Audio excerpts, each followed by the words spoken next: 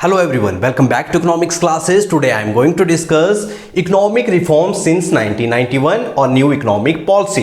तो 1947 से 1990 के बीच हमारी इकोनॉमी में क्या था, जो मेन रोल था वो पब्लिक सेक्टर का था। एक साइड छोटी से छोटी प्रोडक्शन पब्लिक सेक्टर कर रहा था और दूसरी साइड बड़ी से बड़ी प्रोडक्शन पब्लिक सेक्टर ही कर रहा था, जिससे क्या हुआ, हमारी इकोनॉमी में इनबैलेंस क्रिएट हुआ और हमारे उस समय के प्राइम मिनिस्टर नरसिम्हा राव और finance minister doctor Manmohan Singh ने क्या किया, हमारी इकोनॉमी के लिए एक पिलर तैयार किया और जिसका नाम रखा LPG, liberalisation, privatisation and globalisation. अगर बात करें इकोनॉमिक रिफॉर्म सिंस 1991, तो 1991 से पहले, 1991 से पहले हम कौन सी पॉलिसी फॉलो कर रहे थे? हम फॉलो कर रहे थे एलक्यूपी पॉलिसी।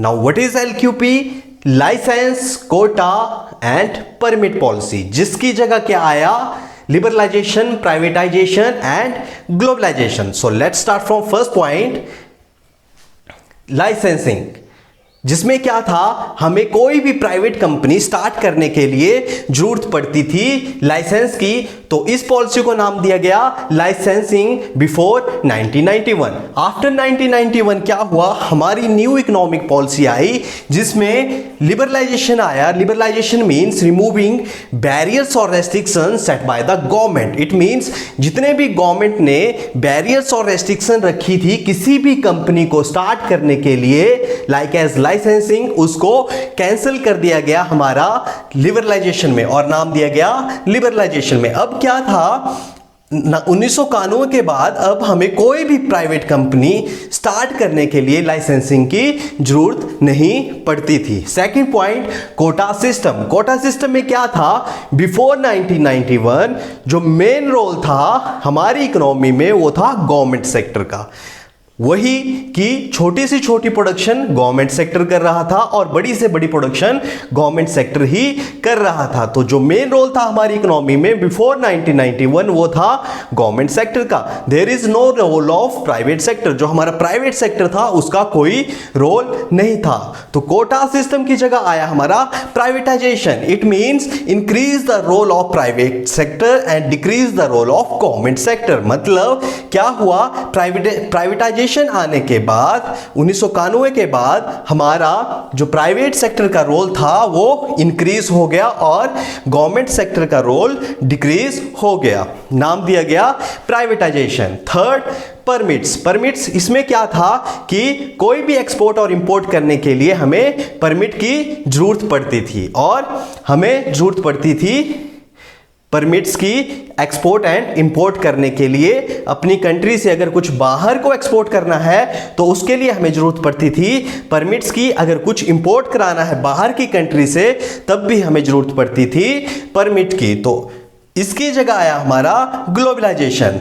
तो इसमें क्या था, globalisation means to connect domestic economy with world economy. मतलब हमारी भारत की इकोनॉमी को बाकी पूरे वर्ल्ड के साथ कनेक्ट करना, उसे नाम दिया गया ग्लोबलाइजेशन। मतलब डोमेस्टिक इकोनॉमी को कनेक्ट किया गया वर्ल्ड की इकोनॉमी के साथ। इसका एक बेस्ट एग्जांपल है मारुति सुजुकी। तो क्या था, 1991 से पहले हमारे पास सिर्फ मारुति ही प्रोडक्शन कर रही थी जो हमारी इंडिया की कंपनी थी। आफ्टर 1991 ग्लोबलाइजेशन आने के बाद क्या हुआ, मारुति सुजुकी मर्ज हो गए। सुजुकी हमारी जापान की कंपनी थी, ये मर्ज हो गई और इन दोनों ने क्या किया, हमारी इकोनॉमी में प्रोडक्शन स्टार्ट किया।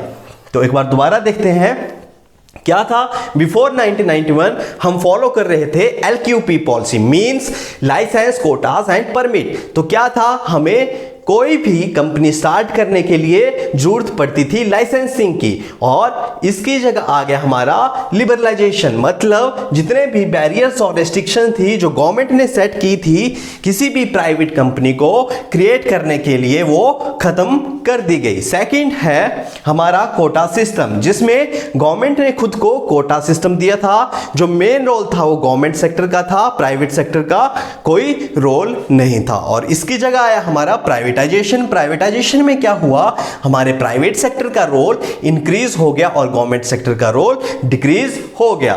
थर्ड नंबर पे है हमारा परमिट्स में क्या था कि कोई भी एक्सपोर्ट और इंपोर्ट करना होता था तो हमें जरूरत पड़ती थी परमिट्स की, और इसको रिप्लेस करके क्या आ गया, ग्लोबलाइजेशन। अब क्या था, हमारी जो डोमेस्टिक इकोनॉमी थी, हमारा भारत था, वो कनेक्ट हुआ वर्ल्ड की इकोनॉमी के साथ, नाम दिया गया ग्लोबलाइजेशन। और इसका जो बेस्ट एग्जांपल है मारुति सुजुकी।